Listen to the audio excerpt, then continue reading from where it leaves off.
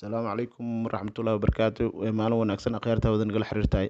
Aan kusoo dhawaada barteena bulshada aan ku leenahay arrimaha idiin soo gudbino. Maantana waxaan idiin haynaa ciidamada booliiska Soomaaliyeed iyo mas-uuliyiinta maamulka wadajir oo iskaashanaya ayaa xalay howlgal ballaaran ka sameeyey xaafadaha degmadaasi, kaas oo lagu xaqiijinayo amniga guud ee deegaanka.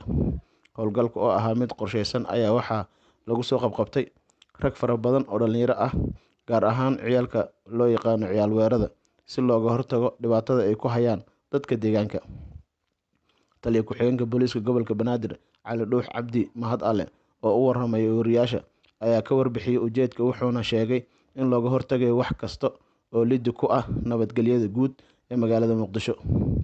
Howlgalkaasi waxaa looga hortagayay wax walba oo amni xumida qayb ka ah, kana noqon karo dhibaato kasta oo ka hor imaada dadka shacabka ah, haddii ay yihiin kuwa sharci darrada dadka ku beegsada ee ku dila, ciyaalka weerarada, tuugada dadka jidadka u istaagta, ayuu yiri taliya ku-xigeenka qaybta booliiska gobolka Banaadir. Dhankiisa, gudoomiyaha maamulka degmada Wadajir Bashiir Maxamed Cali ayaa sheegay in howlgalka laga sameeyey waaxaha ay ka kooban tahay degmada, wuxuuna sheegay inay sii socon doonaan inta laga xaqiijinayo amniga loogana hortagayo kooxaha dhibaatada wada. Bashiir ayaa sidoo kale shaaciyey uguna baaqay shacabka inay ku kalsoonaadaan oo aysan dhibaato aysan ka dareemi doonin, kadibna booliiska ay shaqo iyo howlgal maalin walba joogto ah sameyn doonaan. Wixii dhibaato ay arkaanna soo wargeliyaan howlaha amniga. Waxaa kala duwan ee degmada Wadajir waxa aan ka sameynaa howlgal amni xaqiijin ah si aan uga hortagno walxaha maanka dooriyo, ciyaal weerada, falalka kale ee amni darrada qaybaha ka ah. Shacabka waxaan ka codsanaynaa in nagala shaqeeyaan wax kasta oo dhibaato ku ah amniga, ayuu yiri. Haddii aad aragtaan ciyaal weero ama tuugo idinku dhibta deegaanada iyo xaafadaha, nala soo socodsiiya fadlan. Wax kasta iyo meel kasta deegaanka ah waan ka howlgali doonaa, waana ka shaqeyn doonaa wax dhibaatada wado. Magaalada Muqdisho waxaa maalmihii ugu dambeeyey ka dhacay falal amni darro, waxaana sidoo kale barbar socday howlgallo ay wadeen ciidamada ammaanka Soomaaliya. Haddii aan warkaas ka gudubno, warkeena kale waxaa la leeyahay in dunida islaamka ayaa aad uga jawaabtay aflagaado cusub oo loo geystay Nabi Maxamed naxariis iyo nabadgelyo dushiisa ha ahaatee. Dalalka islaamka ayaa si caro leh uga jawaabay aflagaado Nabi Maxamed naxariis iyo nabadgelyo dushiisa ha ahaatee oo ka timid xubno ka tirsan hay-adaha talada dalka Indiya ee Bharatiya Janata Party BJP. Afhayeenka BJP Nabuur Sharma ayaa aflagaadeeyay Nabi Maxamed caleyhi salaatu wasalaam iyo xaaskiisa Caaisha iyagoo ka qayb galayay dood telefishin ah, halka madaxda warbaahinta xisbiyada BJP Naveen Kumar Jindal uu qoraal aflagaado ah soo geliyay barta Twitter-ka xisbiga, iyo iyadoona xisbigu ay sameeyeen shaqo joojin ku sameeyeen labadaas xubnood.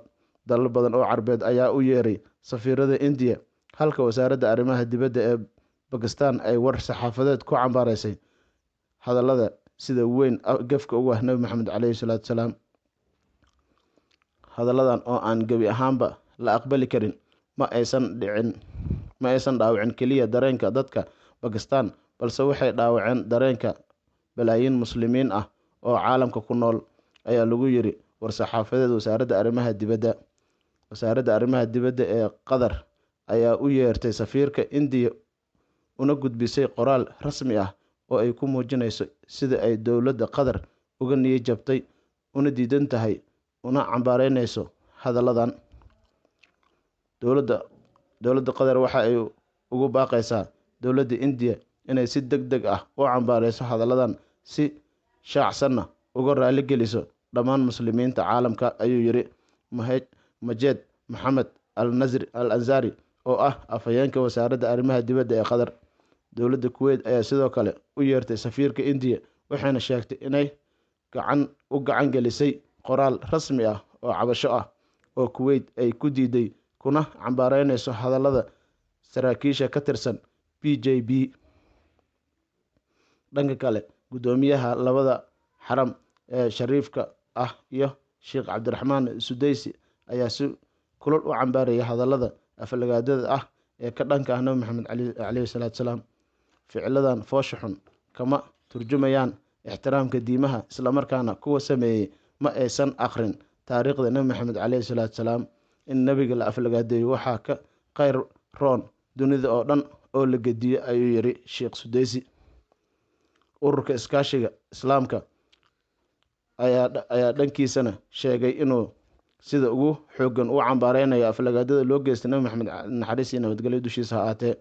Kadibna ay kasoo yeertay ururka xisbiga BJP. Dowladda Sacuudiga ayaa hadallada aflagaadada BJP ku qeexday aflagaado cad, waxayna dalbatay in la ixtiraamo diimaha oo idil, si loo sheegay in qoraalka ka soo baxay wasaaradda arrimaha dibadda. Sida uu ku warramay telefishinka Al Jazeera, xisbiga BJP ayaa horey ugu faa'iideystay siyaasad ahaan inuu qaado tallaabooyin ka dhan ah muslimiinta Indiya, iyadoo lagu yaqaan siyaasad muslim nacayb ah oo ku dhisan sarreynta Hinduuga. Hase yeeshee, hadallada ka dhanka ah nebi maxamed caleyhi salaatu salaam ayaa dhaliyay caro caalami ah. Sidoo kale, shacabka dalalka Islaamka qaarkood ayaa bilaabay olole ka socda baraha bulshada, ayagoo dalbanaya in la qaadaco dhammaan badeecadaha ay soo saarto Indiya si looga hortago. Haddaba marar badan ayaa la aflagaadeeyey nebi maxamed caleyhi salaatu salaam. Aad ayaan uga xunnahay, mana ahan wax islaamka uu dhegeysan karo. Wadamada ay ka mid yihiin Faransiiska, hadda kahor madaxweynaheeda ayaa aflagaadeeyey. Marka aad ayay islaamka uga soo horjeedaan taas. Annagoo dhan ayaa kasoo horjeedno, wax la dhegeysan karana ma ahin. Ilaahay waxaan leenahay ciqaabo qof kastoo nebi maxamed ku xadgudbay iyo diintiisa. Waxaan leenahay dhibaato kasta oo ka imaada adduunka oo nebi maxamed ay sheeg dadkii hore u aflagaadeeyey, xataa dhibaatada iyo waxay la kulmeen waa la dareemi karaa. Indiya ururada fara badan ayaa ka jiro oo la yiraahdo Hinduuga, oo aad islaamka u necab. Mar walba marka dambe dhaqamo fara badan oo xun soo bandhiga. Nebi maxamedna caalamka kama mudna in la aflagaadeeyo, iyo marwadiisa Caaisha. Haddaba waxaan leenahay dhibaatadaas aad iyo aad ugu xunnahay. waxaana uga soo horjeednaa si cad Emmanuel Macron oo had kahor nebi maxamed caayay waa ogeed falcelinta ka dhacday iyo dhibaatadii loo geystay iyo dadka baraha bulshada dhibaatada ay ku sameeyeen. Haddaba qof kastoo muslima ayaa kasoo horjeeday dhibaatadaas oo kaleeto inay dhacdo. Waxaan leenahay ilaahay ha ciqaabo, ilaahay ha dhibaateeyo, ilaahay adduunka ha ka qariyo musiibooyin aan la aqoonin ha tuso qofkii nebi maxamed ka xadgudbo. gaal iyo muslim wuxuu yahayba, qofkii nebi maxamed wax ka sheego ilaahay adduunka ha ku ciqaabo. waxaa la leeyahay had kahor mid baa nabiga maxamed aflagaadeeyo Hargeysa joogay, asagana oo mar la xiray marna la sii daayay oo muddo badan aan xirnayn, kadibna si fudud loo sii daayay. asagana waxaa leenahay ilaahay ciqaabtiisa ha tusiyo. kolba dadka ka xishooda oo sii daayay ayagaa dhibaato badan adduunka geystay oo ninkaas xorriyadiisa siiyeen. waana meelaha qaar oo ku dulman yihiin islaamka. nebi maxamedna nagama mudna inaan maanta ku xadgudubno ama la dhaho waa la aflagaadeey waan la sii daaya, asagoo weliba muslim sheeganayo, soomaalinimo sheeganayo inuu dhibaatadaas kale ay geystay. marka khayaaray intaa hawada nagala xiriirto waad mahadsantihiin dhegeysigiina iyo la socodkiina barnaamijkan. intaan barnaamijkan lamid aan la kulmi doono sidaas iyo nabadgelyo.